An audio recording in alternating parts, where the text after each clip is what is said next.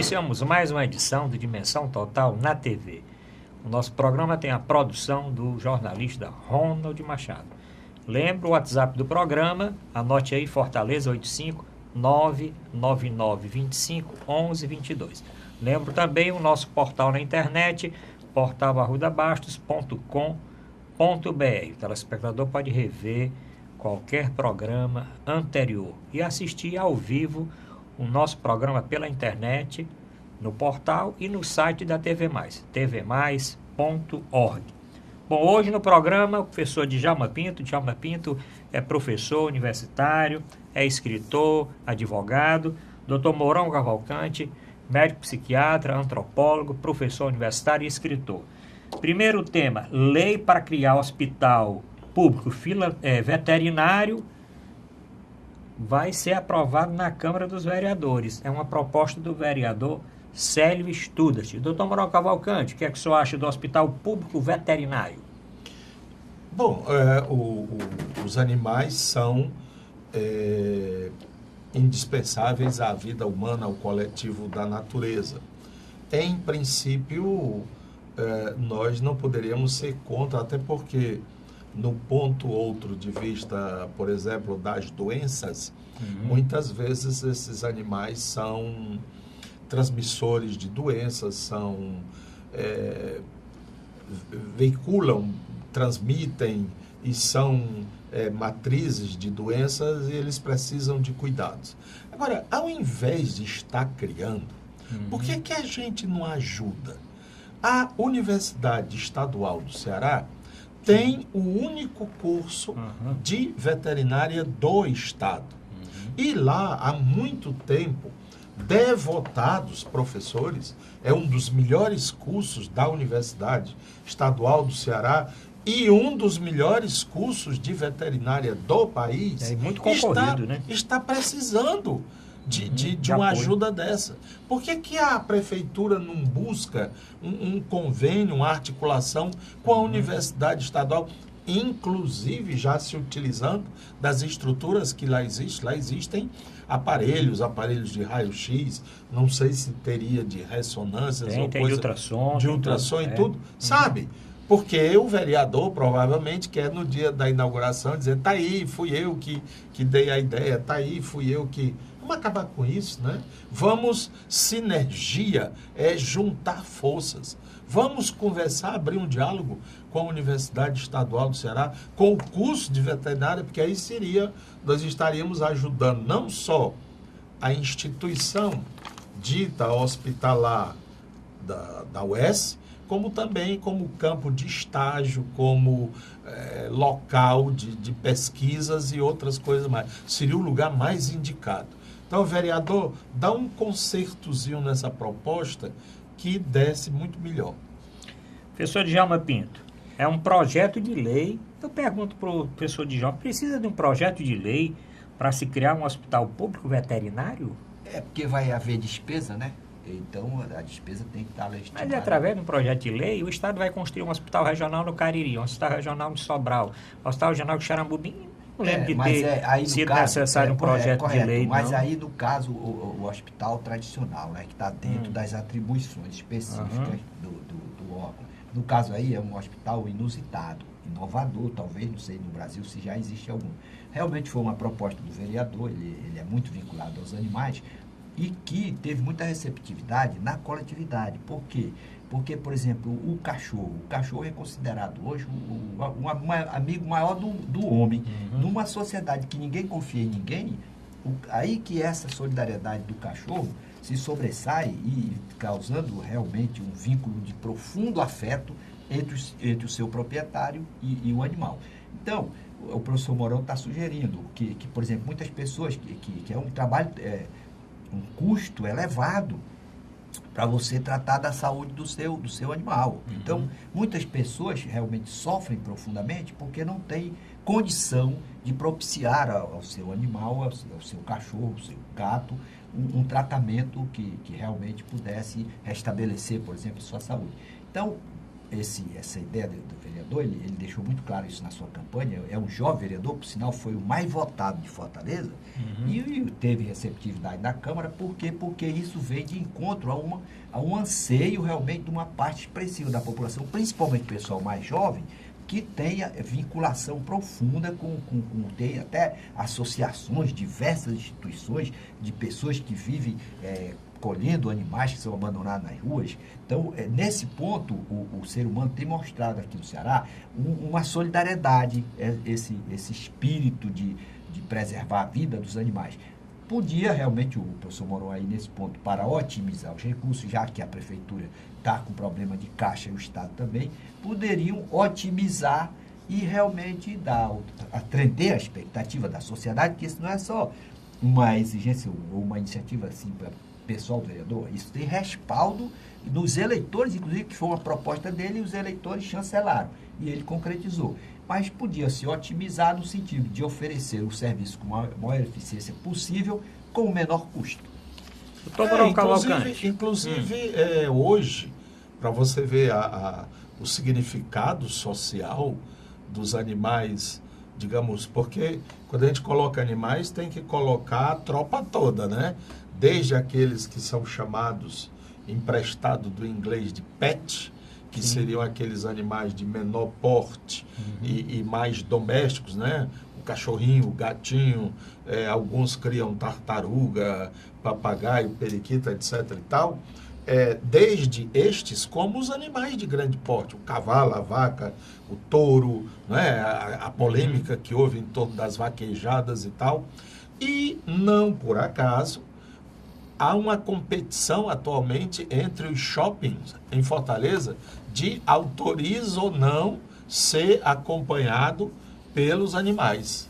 Então, como a concorrência, houve aí um shopping que abriu a possibilidade, desde que o cachorro não tenha mais do que 30 centímetros, não sei o que, esteja levado no ombro, no braço, ou tenha uma coleira especializada, etc. e tal, está liberado para o shopping, né?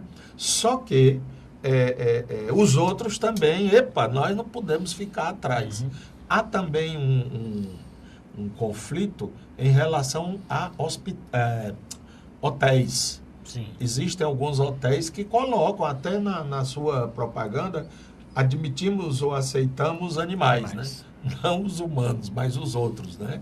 E aí, se o cara chegar com a cobra, o doutor Djalma, e disser, não, essa cobra é de estimação, aí vai dar um problema, né?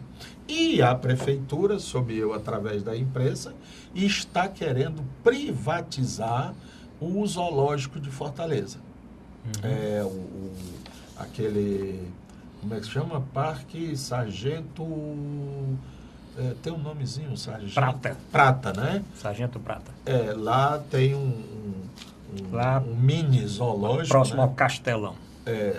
O zoológico, e lá estão querendo privatizar. Aliás, vem uma onda aí de privatização da prefeitura. Ele está se inspirando no presidente, na administração do presidente. Então, a gente fala disso depois. Bem-vindo ao Hospital dos Animais. Até mesmo essa história de esterilização, não é? De animais, para não estarem aí proliferando o mundo afora. Aqui em Fortaleza está acontecendo um problema que nós ainda não nos demos conta sobre os pombos. Né? Há uma quantidade imensa de pombos na cidade e até um amigo que é veterinário disse, rapaz, os pombos são ratos que voam. Os pombos são ratos que voam. E eles realmente veiculam a opção de doenças na sociedade. Qual seria a solução? Porque realmente o professor Moron tocou num ponto, inclusive na beira-mar, cada dia está se multiplicando mais. Qual seria a solução? O padre tomou uma providência um pouco radical aí na catedral, aí foi muito censurado. Qual seria a providência para reduzir essa população de pombos na nossa capital? Bom, eu conheço uma providência que algumas cidades tiveram que tomar e alguns condomínios. Porque a primeira coisa para essa proliferação é você dar alimentação para os pombos. Os pombos, onde tem fácil alimentação, eles ficam lá. Então, quer ter pombo, É só no seu prédio você está botando alimento ali na quadra, na área de lazer, que eles vão chegar lá. É muito comum pombo em condomínio, nas caixas também de ar-condicionado. É ideal para eles, Pra né? eles, Ali, ficam isolados. Tanto que muitos condomínios estão trocando a caixa de ar-condicionado por esse ar-condicionado de split que não tem caixa, porque é uma forma de evitar os pombos. Mas, doutor Mourão, o senhor tem outra providência para diminuir os pombos? Algumas cidades ditas mais desenvolvidas, eu estou recordando aqui o exemplo de Milão, na Itália, estava a quantidade de pombos que tinham na Praça Duomo. Duomo é catedral em italiano, né? A famosa Catedral de Milão, havia uma quantidade imensa de pombos, e aí o que eles fizeram foi, dentre as comidinhas para os pombos, tinham anticoncepcionais. Então, isso esterilizava o macho ou a fêmea, dependendo da circunstância. E realmente diminuiu a distribuição de anticoncepcionais na comida. Outra forma. Eu conheço alguns edifícios de Fortaleza que a solução foi procurar eliminar todo local onde eles... Ar-condicionado principalmente, e outros locais de janela. Trocaram até de janela, trocaram de caixa de ar-condicionado e tudo. E evitar exatamente essa alimentação, principalmente com ração. Você chega ali, joga ração, os pombos, ó.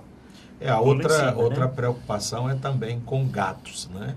Sim. E existem duas dessas preocupações. Uma é na praça, em frente ao Hospital Praça Militar. das Flores. Praça das Flores, ali tinha uma boa quantidade de gatos, e também numa parte do Parque do Cocó. E aí foi uma luta muito grande entre os amantes desses animais e outros que aí é uma postura muito radical, que era de colocar veneno na comida que deixavam para os bichanos, né? E aí é algo que é passível até de crime, né?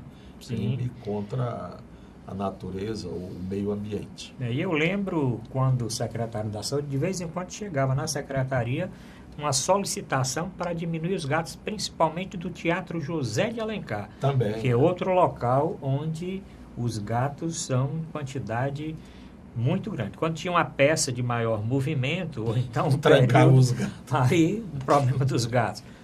Aí tinha que levar os gatos de um local que não podia matar, tinha que levar os gatos do teatro para um outro ambiente. Se fazia isso. Mas logo depois os gatos estavam novamente talvez lá. Esse hospital do vereador Célio Studart, ele vá dar uma contribuição com o tema castração de animais, porque aí evita essa proliferação realmente anômala que vai desestabilizar o meio.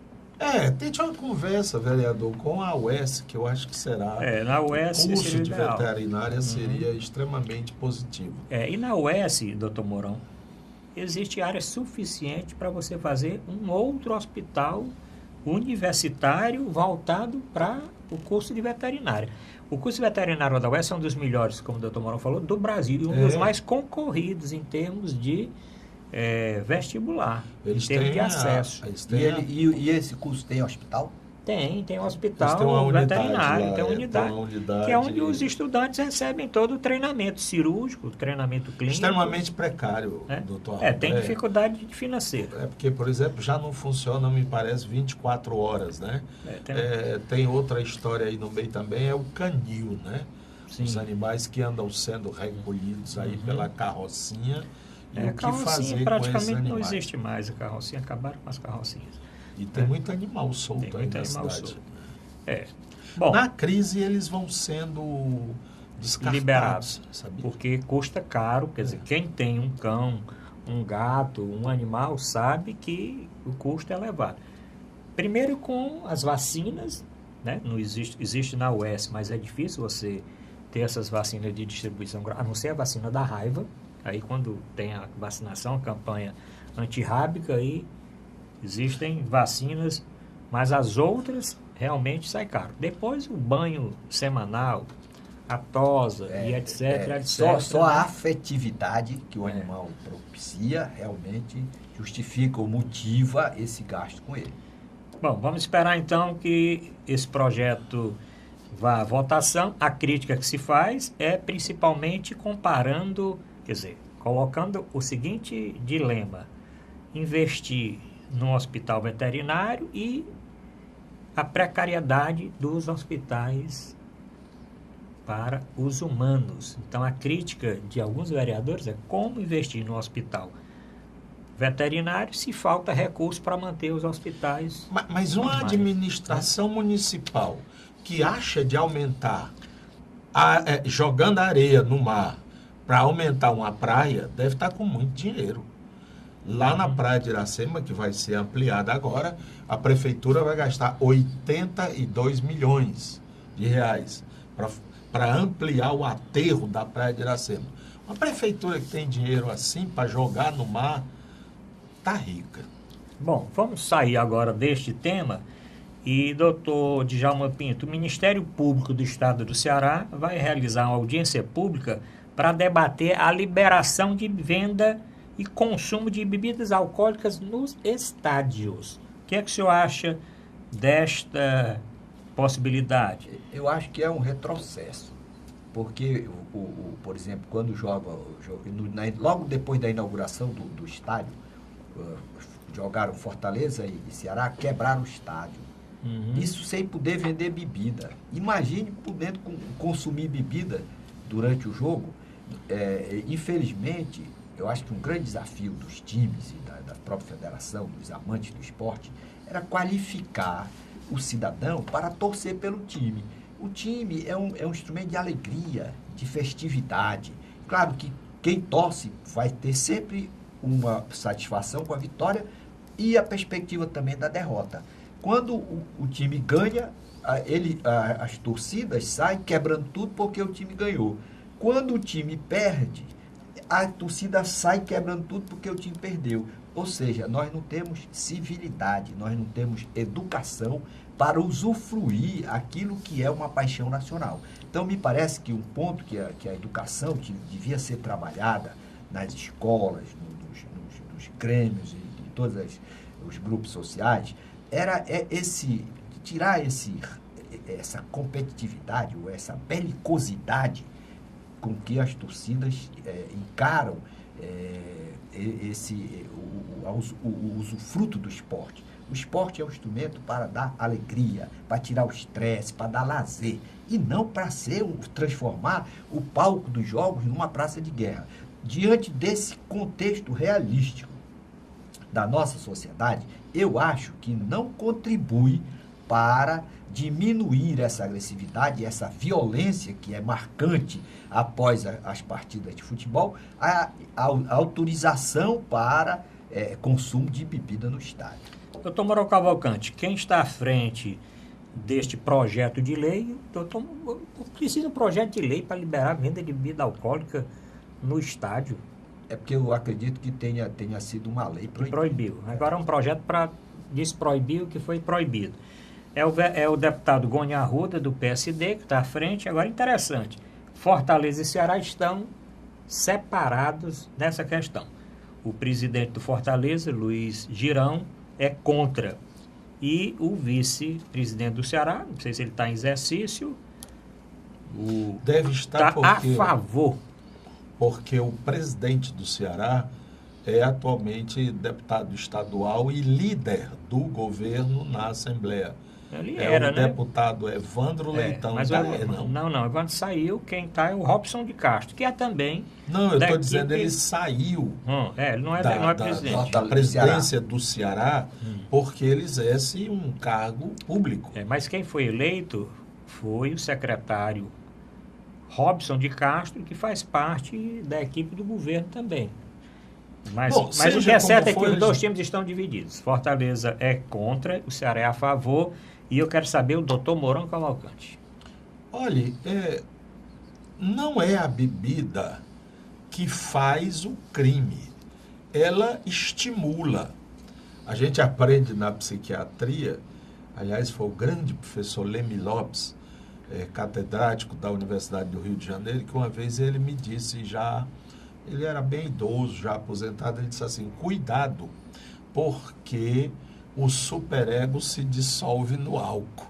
Isto é, todos aqueles valores, princípios, regras, normas que você introjetou, que você tem, se dissolve no álcool. Tanto é que o indivíduo, no estado etílico, ele mostra facetas de sua personalidade que no estado normal ele não mostra. Pela circunstância em que se encontra o futebol hoje, eu acho que isso é desaconselhável. Se nós tivéssemos algo de extremamente pacífico, que fosse realmente uma comemoração, eu vi muita gente beber nos estádios quando eu ia. Um pouco mais jovem, eu ia muito futebol e tinha bebida, tinha garrafa, mas ninguém ia quebrar a cabeça de ninguém com garrafa, nem por estar embriagado iria desacatar o outro, etc. e tal. Mas hoje esse clima é uma atmosfera de violência, não é? Por qualquer coisinha as pessoas estão se dilacerando. Eu acho que não é uma atitude prudente, correta. Eu queria só que esses dois vereadores me dessem, assim, três motivos. Deputados, aí são deputados. O deputado, Gônia Arruda e os presidentes, né? Pois é, que eles me dessem 3 argumentos a favor da liberação. Eles não vão encontrar. Eles não vão encontrar. Eu tenho lido... O que eles dizem? Bom, eu tenho lido o seguinte, que eles têm... Eu sei, o Goni já disse, eu li na imprensa. Ele disse assim, ora, que adianta a gente proibir dentro do estádio se lá fora o pessoal já está enchendo a cara? Mas o que... Ora, quer dizer, aí é concorrência, ele quer também ir lá, porque é lá que ele tira o lucro dele. O que eu escutei, fora ele não tira lucro. Dois aspectos. O primeiro aspecto é o aspecto financeiro, porque eles alegam que essas empresas, principalmente as produtoras de cerveja, patrocinam muito os times de futebol. Então, o interesse maior é realmente financeiro. E o segundo é esse argumento de que não é bebida no estádio, porque aí o torcedor já entra mais tarde e já vem alcoolizado para o estádio. E que também alegam isso, que sempre teve bebida no estádio e nem por isso violência existia. Mas o doutor Moura falou que os tempos são outros. Eu também, particularmente, sou totalmente contra. E mesmo quando era liberado, doutor Mourão, ali na arquibancada, quando tinha um cara mais alcoolizado, ali era um clima... mais tenso. Um clima assim, mais tenso. Primeiro que o sujeito... O palavreado de estádio já é um palavreado, mas o cara embriagado não falava só da mãe do juiz, já falava de outras coisas mais. Da mãe dos que estavam ao lado dele, né? Até dos torcedores ali. De vez em quando dava um professor Mourão, mas você colocou que as cervejarias têm interesse, porque elas patrocinam o clube e tal. E esse é o ponto que o Brasil precisa enfrentar. Existe proibição de propaganda de uísque, de bebida com teor etílico mais elevado, e os deputados e senadores também, financiados pelas empresas de bebida, de cerveja, eles abriram uma exceção na lei para permitir a propaganda a qualquer hora de cerveja. A cerveja, ela começa, é o primeiro passo para o cidadão, depois, segundo as pesquisas aí, de descampar para a droga pesada e para o consumo de bebida, de droga ilícita. Então, quando você autoriza a propaganda às 10 horas da manhã, qualquer hora na hora do jogo, que todo mundo vai assistir, principalmente as crianças e os jovens, você está cooptando pelo marketing que você usa, com as pessoas, personalidades e tal, você está já preparando a cabeça daquelas pessoas para uma dependência. E é uma propaganda covarde, mas é muito covarde, porque ela não mostra aquele cidadão que bebe cerveja 3, 5 vezes por semana, para a semana toda bebendo cerveja, o tamanho da barriga do cidadão, as consequências que a dependência provoca, e não há uma advertência. Beba com moderação. O cidadão não sabe nem o que é moderação, pensa que é tirar gosto. Então, isso é uma covardia que precisa ser debatida em profundidade com a sociedade. Por quê? Porque durante o período, por exemplo, domingo e sábado e feriado, quando o consumo de bebida aumenta, existem estatísticas comprovando no Brasil o aumento da criminalidade, sim, o aumento da violência. Então, é uma sociedade em que o interesse privado de quem produz cerveja prevalece de forma irresponsável, porque nenhuma nação civilizada autoriza propaganda de bebida fora de um determinado horário, já depois que o horário é inacessível à criança, para evitar exatamente que as crianças e os jovens sejam cooptados por uma propaganda persuasiva que vai torná-los no futuro muitas vezes dependentes e prejudicados por essas ações nocivas não combatidas oportunamente. Bom, chegamos ao final do primeiro bloco. Aproveite o intervalo e comente este assunto. O senhor, a senhora é a favor da liberação de bebida alcoólica nos estádios? Comente que no próximo programa eu trago aqui o resultado desta enquete. Voltamos já.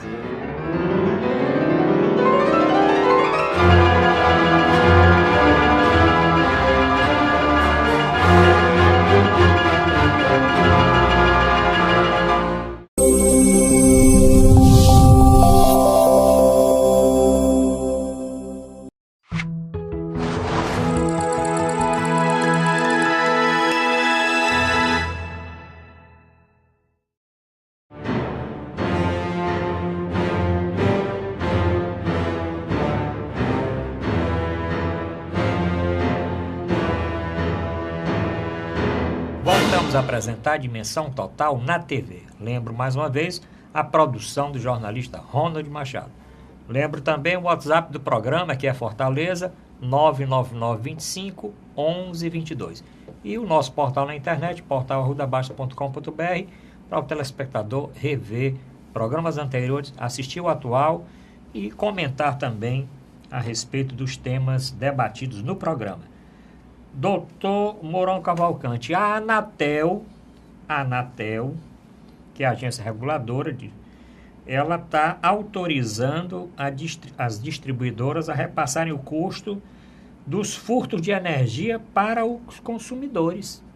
Isso pode chegar a 500 milhões. O senhor escutou isso?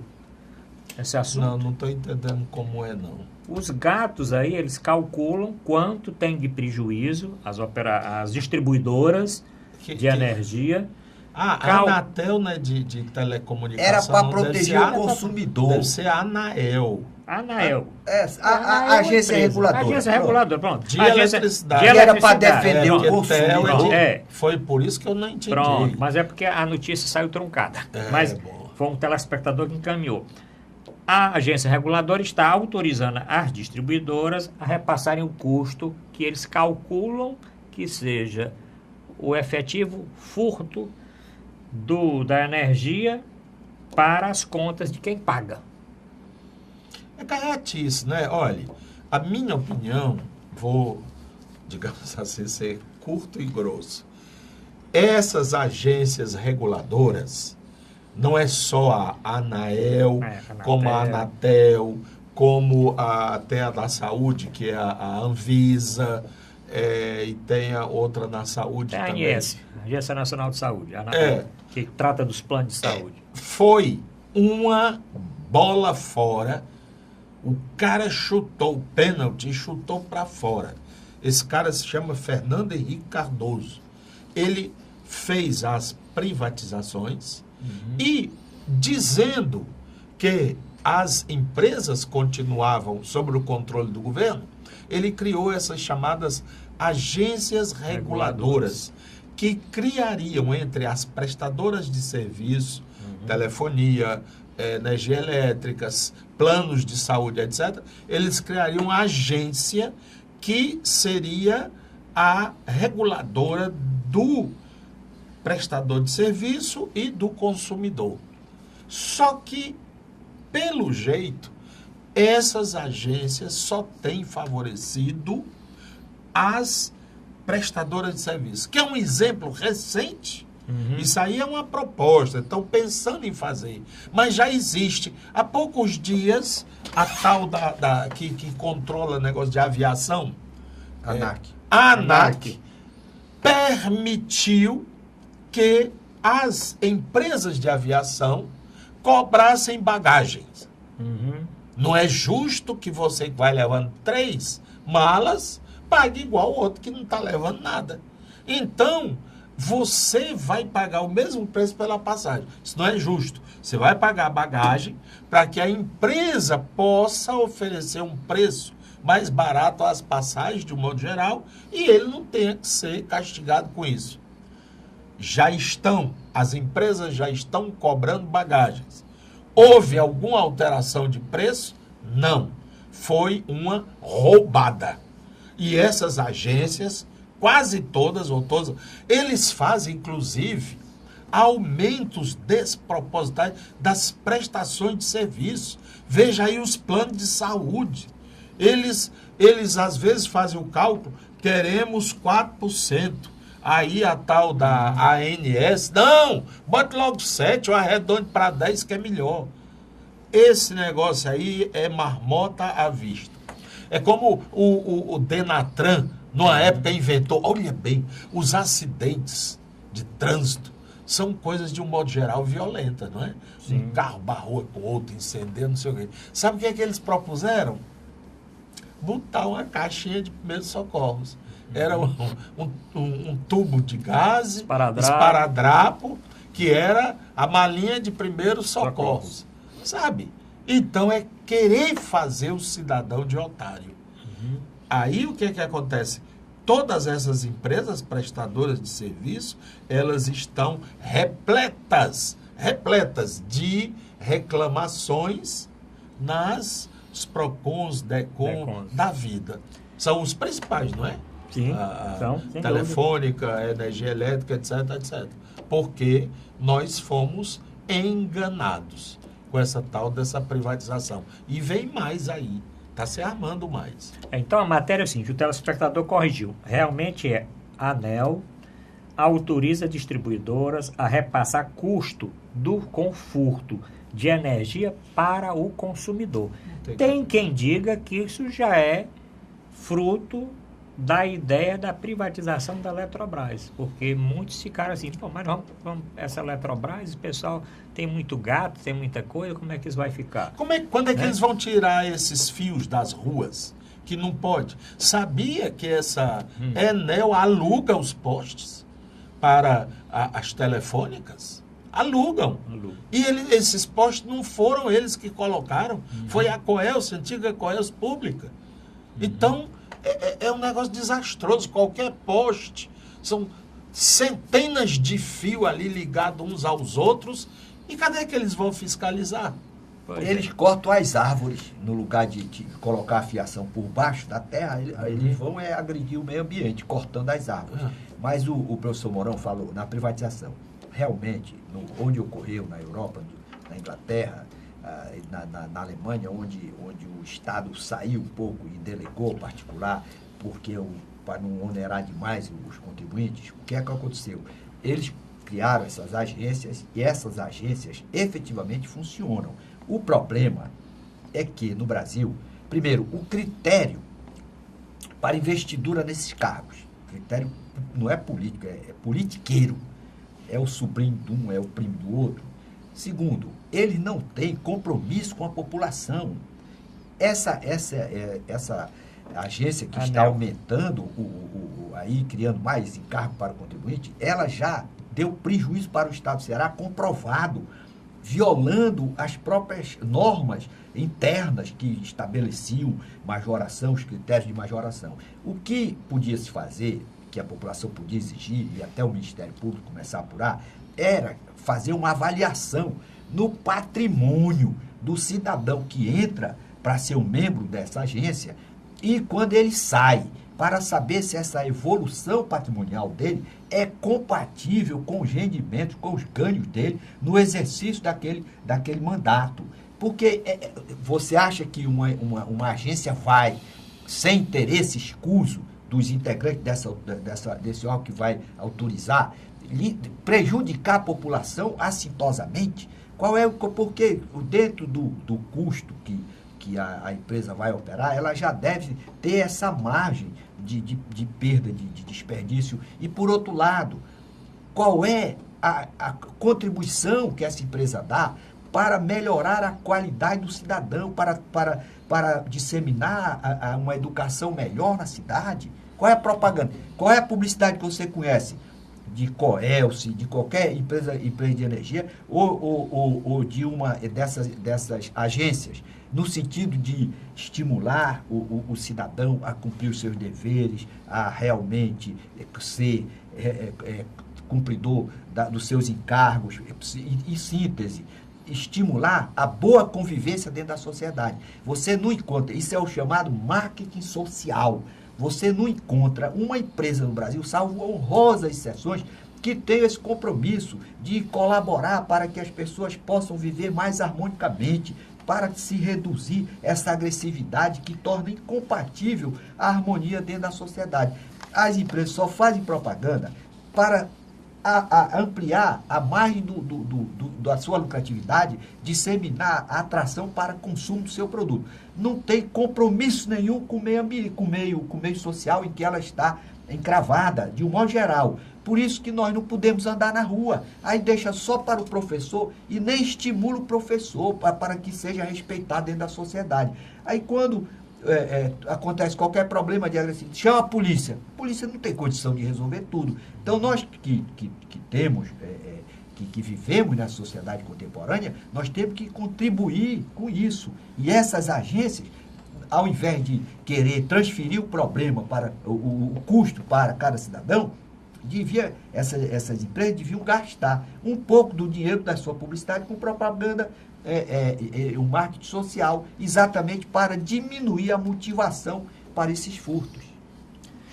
Doutor Mauro Cavalcante, já falando de órgão de fiscalização, tem uma matéria que saiu na imprensa que a extinção do Tribunal de Contas dos Municípios, ele está gerando incertezas entre os prefeitos. Você acha que está gerando incerteza entre os prefeitos? Ou os prefeitos estão aí querendo... Que incerteza? Incerteza de se vão ser fiscalizados ou não. Ora, não, estão lá ligando. Incerteza se o que está sendo fiscalizado ou está sendo avaliado, se isso vai continuar ou não. Não, estão ligando para isso. Não. Eles têm coisa mais séria para ficar preocupados, está entendendo? Ainda, doutor Djalma, tem um dado curioso que eu acompanhei. A Coelce, que hoje se chama Enel. Muda até o nome, né? Ou muda para não mudar.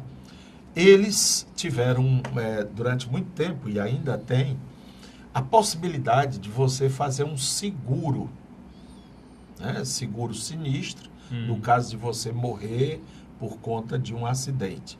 Ou um seguro-vida no caso de falecer por morte natural. E isso vem atrelado à conta da luz. Não é a parte, como já houve uma época em relação à Santa Casa, né? Que quando você ia pagar, a sua conta era 220. Aí tinha R$5 para a Santa Casa. Você diz, não, eu quero. Aí o caixa somava, né? Se você dissesse, não quero, você só pagava o da conta. Certo. Mas nesse caso, vem junto. Vem tudo junto. E a pessoa faleceu. Quando um sobrinho descobriu que o tio, que já era idoso, pessoa idosa, fazia esse seguro. Foi numa agência da Enel. Não vinha na conta? Sim. A moça, depois dele esperar quase uma hora, foi atendido, tem uma senha. E aí disseram assim, não, esse negócio aqui a gente cobra, mas não é com a gente, não. Engraçado, né? A gente cobra, realmente está aí, é para pagar, mas é a parte. Mas a parte é onde? Não é na nossa agência. Tem uma que tem um funcionário. Qual é? Tal no centro. Foi lá. Ao chegar lá, realmente é a funcionária. Disse, olha, eu fiz assim, tá aqui o meu tio, não sei o que e tal. Aí disse, o que é que o senhor quer fazer? Não, quer saber os procedimentos para receber o seguro. Aí disse, não, isso aí o senhor tem que telefonar, quer ver? Olha aí, tem um 0800. Por quê? Mas você não é? Aí disse, não, eu também, quando eu quero falar com a eu tenho que também ligar o 0800. Mas onde é que fica isso? Não, é virtual. Rapaz, vai cheirando assim a coisa, sabe? Amarmotada. Como Você não sabe quanto é o seguro, sabe? Ninguém informa nada. Aí é aqueles negócios. Tá aí uma coisa que o governo deveria enfrentar. Você liga assim, aí é o 0800. Se você for filiado, digite 1. Se não for, digite 2. Se for 3, não sei o quê. Se for 4, não sei o quê. Uma pessoa idosa vai escutar aquilo. Eu já sou idoso, quase 70 anos. E manobro com esses negócios de tecnologia, mas eu confesso que eu danço. Aí quando eles se quer repetir, digite o 9. Aí você digita o volta. Aí volta a mesma coisa, até que bluf, cortou. Aí você liga de novo. Já, sabe? Até o cara ficar, desculpa a expressão, apurrinhado e dizer, pô, deixa essa pra lá. Isso tudo, essas tais agências não sabem de nada. Agora o que o professor professor duas coisas, viu? O senhor vai falar TCM. a respeito do TCM, certo, que foi um telespectador que encaminhou, mas também falar a respeito do doutor. Esse seguro aí que o professor Morão que vai receber. Porque eu acho que não é só conta de luz, não. Tem conta não, de coisa, por exemplo, quando você ali. compra uma geladeira, uma televisão, a empresa que está vendendo, ela pergunta se você quer fazer um seguro para garantir a funcionabilidade do é mais tempo, porque vamos dizer, a empresa, a fábrica dá 2 meses. Se o senhor quiser 6, o senhor compra esse seguro. Exatamente. Então, quando quebra lá o equipamento, que você vai lá na loja que você comprou, aí ele dá também esse 0 para você ligar. Então, esse procedimento parece que deve ser padronizado já em relação às seguradoras. Aí você vai percorrer essa via crucis e eles vão, depois até que bota para a oficina, se for o caso, troca o produto e tal, depois dá telefono, isso eu já vi experiências, para saber se a pessoa gostou ou não. O que precisava ser informado era para o consumidor na hora em que ele lá dissesse, no caso do sinistro, você pode ligar, tal e tal, sem fazer com que a pessoa vá onde ela comprou, no caso onde foi pago, para ela se dirija a quem ela pagou e quem recebeu, que não é a empresa que é a seguradora, ela repassa, na verdade, para a seguradora, com a qual você tem realmente o contrato firmado e quem vai responder pelo sinistro. Com relação Tribunal de Contas dos Municípios. O tribunal foi extinto e os auditores e o corpo técnico, todo o corpo técnico foi transferido para o Tribunal de Contas do Estado.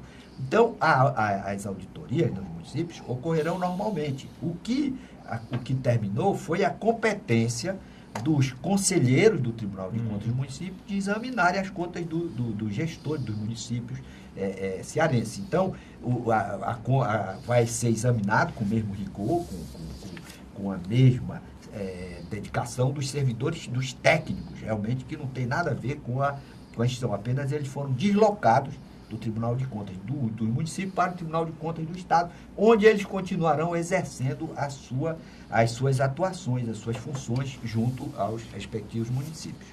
Bom, terminamos o segundo bloco. O telespectador pode aproveitar para comentar novamente. Voltamos já com o bloco final do nosso programa.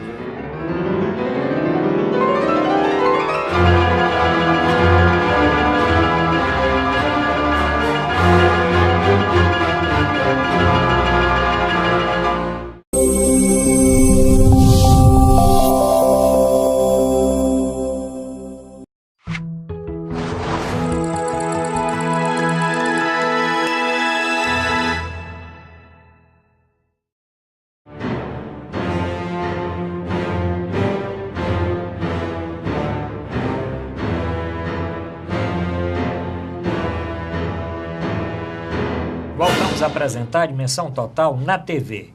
Agora, no terceiro bloco, é aquele pinga-fogo respondendo e colocando as perguntas aqui na mesa dos nossos telespectadores. Mas antes, vamos para o nosso momento cultural.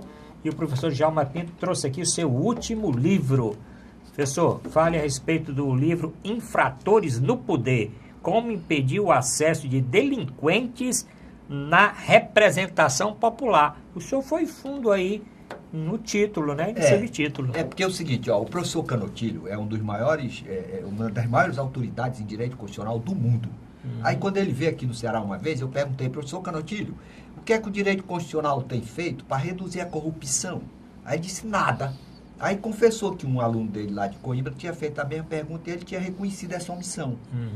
E agora, em 2011, ele fez o prefácio do livro Espectro da Corrupção.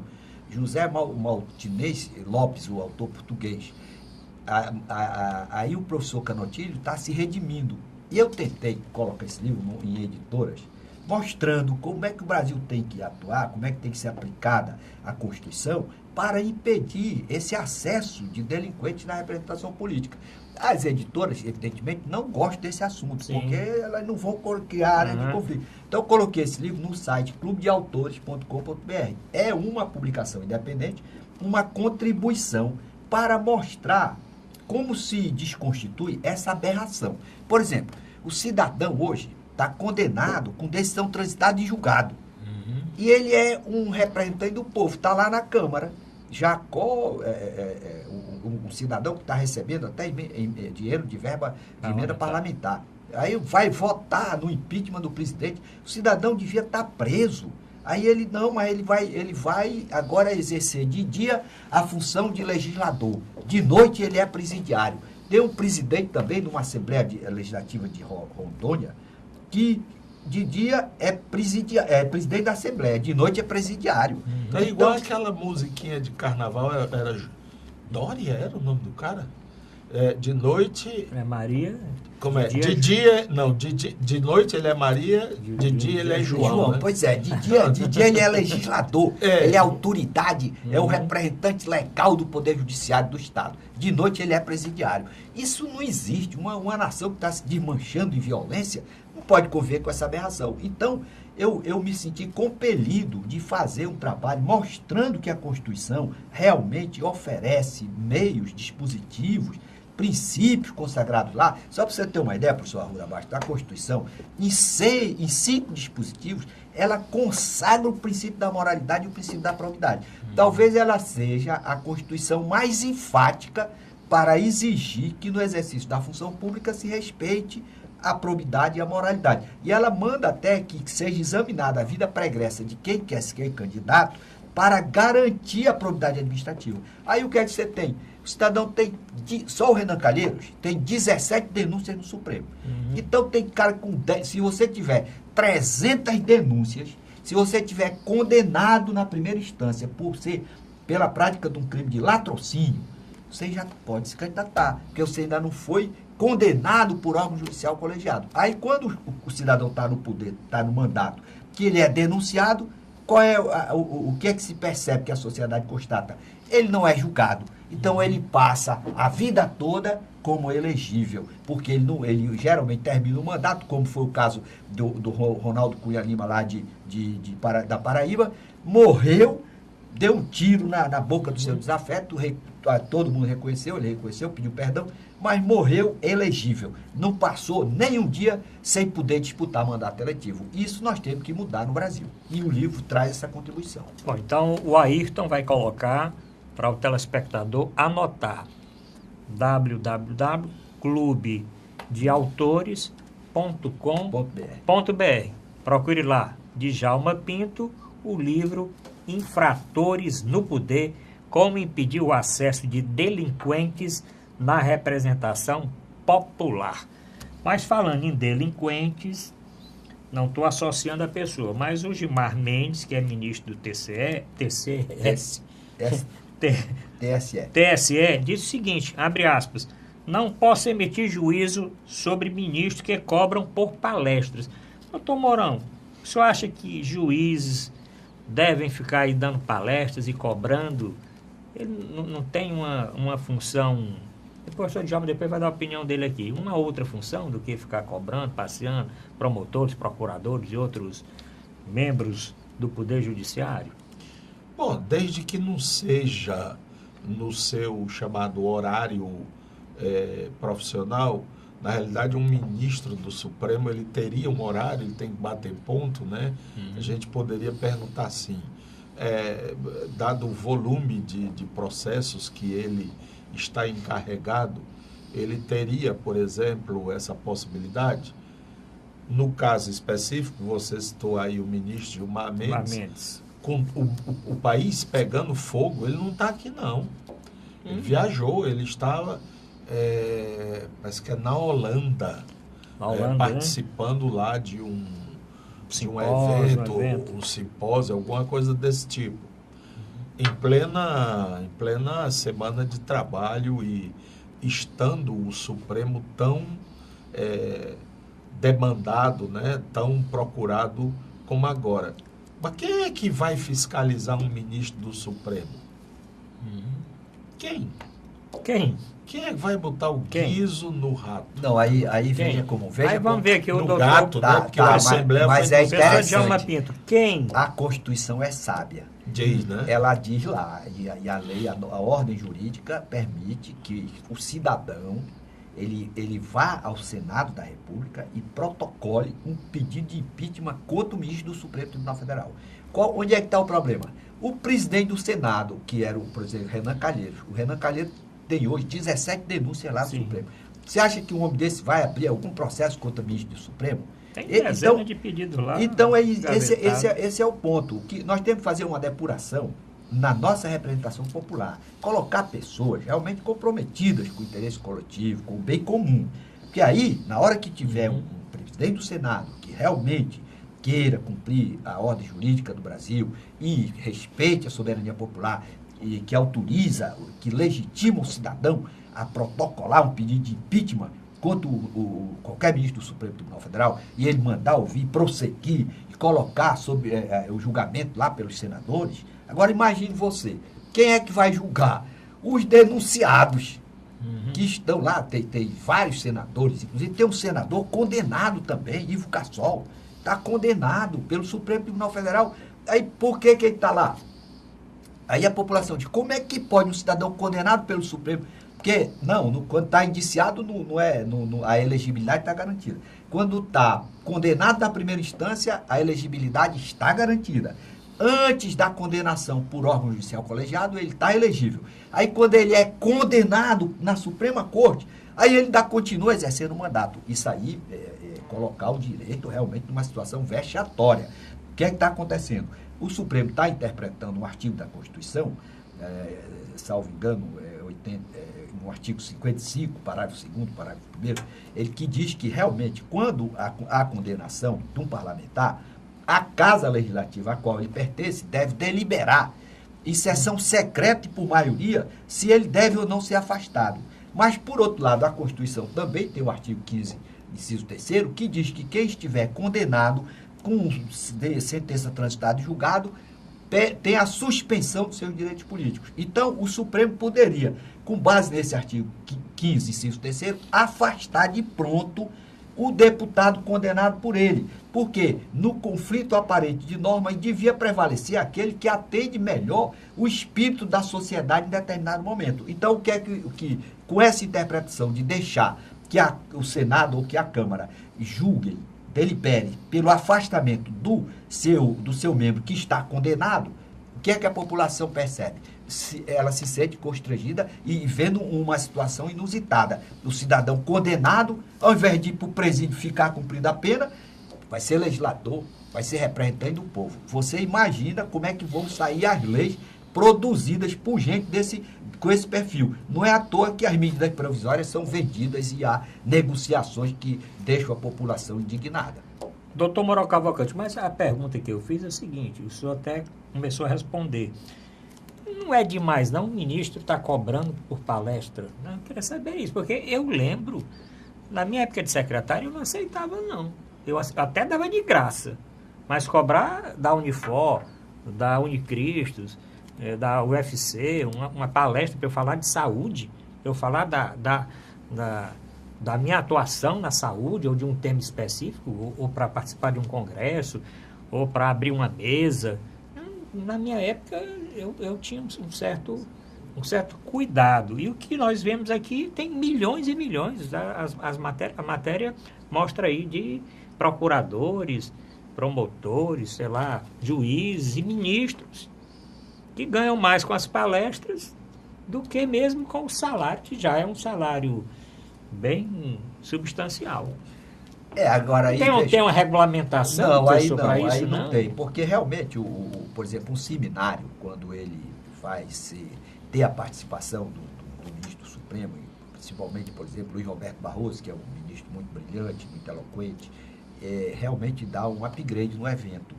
Agora, caberia ao próprio... passagem, hospedagem... Caberia ao próprio Supremo disciplinar isso se, como está causando realmente incômodo para a sociedade, refletindo no conceito da Corte, caberia ao Supremo, então, fazer uma regulação para que acabasse com essa especulação. Até também, né, doutor Bruno, porque esses eventos são patrocinados muitas das vezes por empresas, por lobbies de empresas. Aí você está colocando coisas distintas, quer dizer...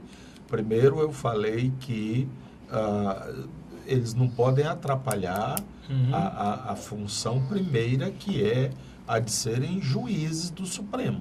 Se você tem uma pilha lá de processos, tem 1001 coisas para deliberar e você sai flauteando aí mundo afora, não é? Dando palestras, conferências, etc. e tal, auferindo ou não recursos, aí é uma coisa, não é? Agora...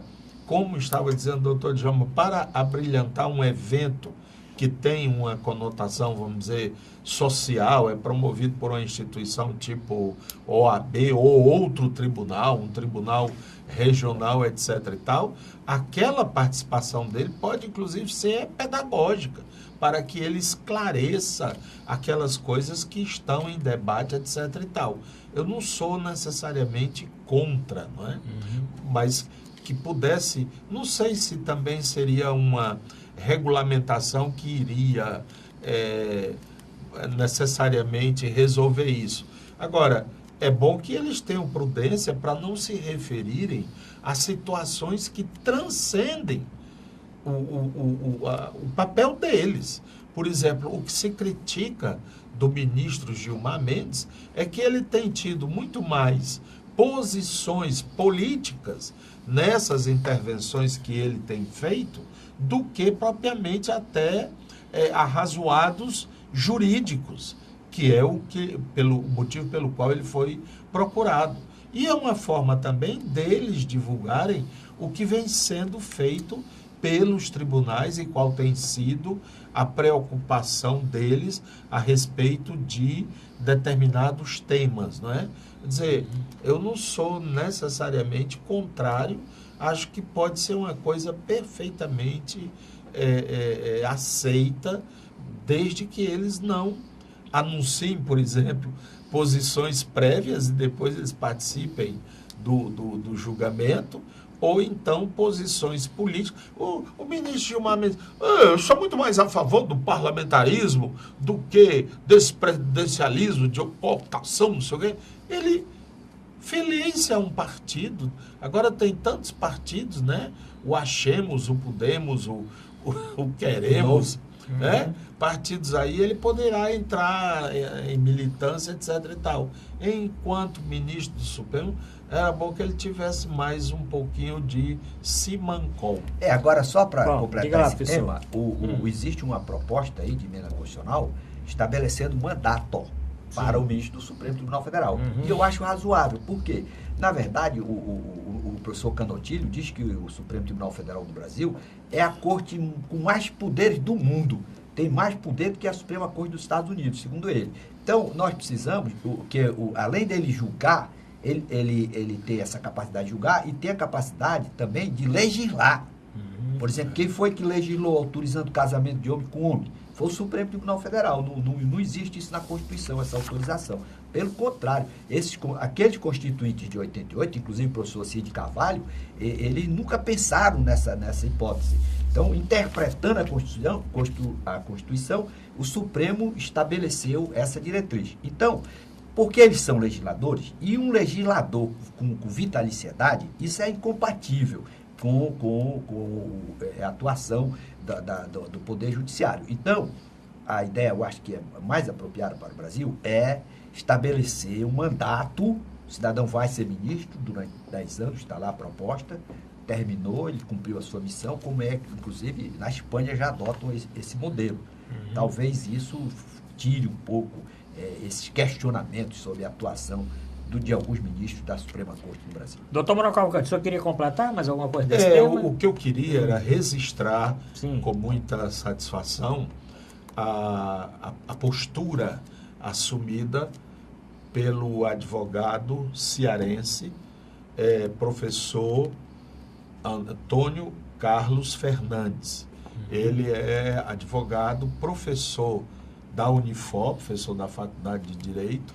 Ele entrou com uma ação popular em Brasília, se não me engano, foi distribuído para a 21ª Vara, e o juiz deu a liminar do pedido dele, da ação popular, sustando o decreto baixado pelo presidente Temer. Era aquela história de vender parte da Amazônia lá. Veja bem aquele exemplo que estava falando o doutor Djalma.